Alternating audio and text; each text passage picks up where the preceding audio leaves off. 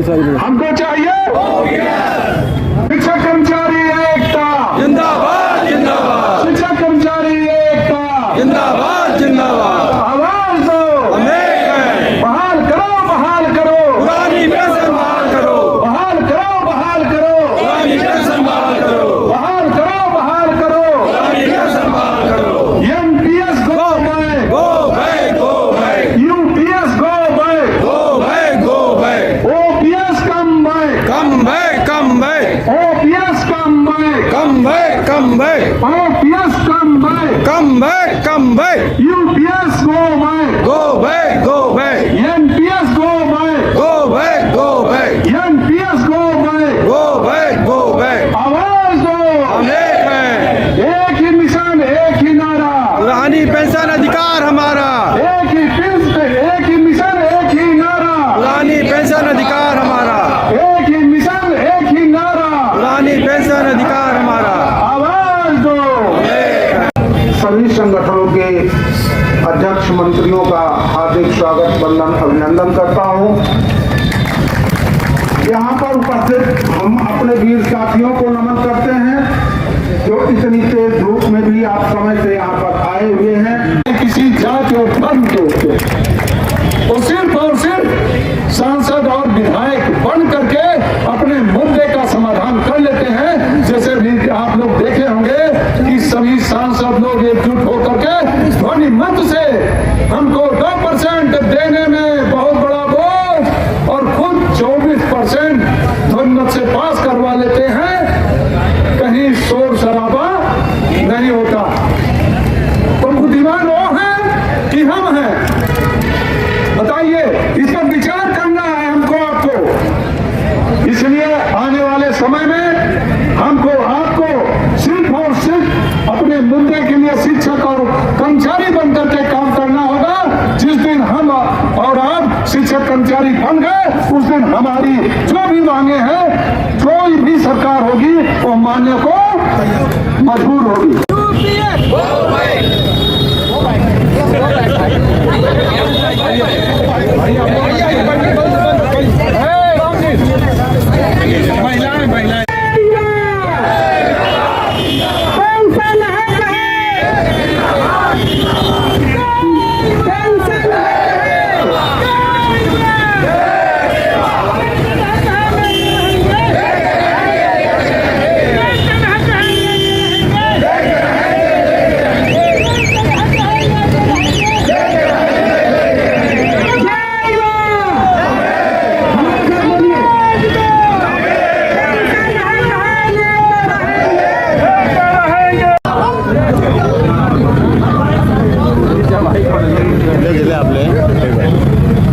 police प्रशासन शिक्षक कर्मचारी,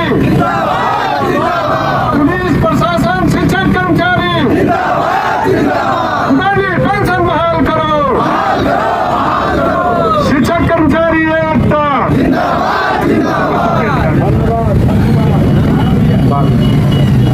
आज अटेवा पुरानी पेंशन बचाओ मंच के बैनर तले आदरणीय विजय कुमार बंधु जी जो हमारे अटेवा के प्रदेश अध्यक्ष और ENMO-PS के राष्ट्रीय अध्यक्ष हैं, उनके आह्वान पर पूरे देश के जिला मुख्यालयों पर आदरणीय जिलाधिकारी महोदय जी के माध्यम से माननीय प्रधानमंत्री जी और माननीय मुख्यमंत्री जी को NPS और UPS जो सरकार पहले NPS और फिर बाद में UPS लागू की है उसके विरोध में जनपद सुल्तानपुर के समस्त विभागों के शिक्षक और कर्मचारी अटेवा के बैनर तले एकत्रित हैं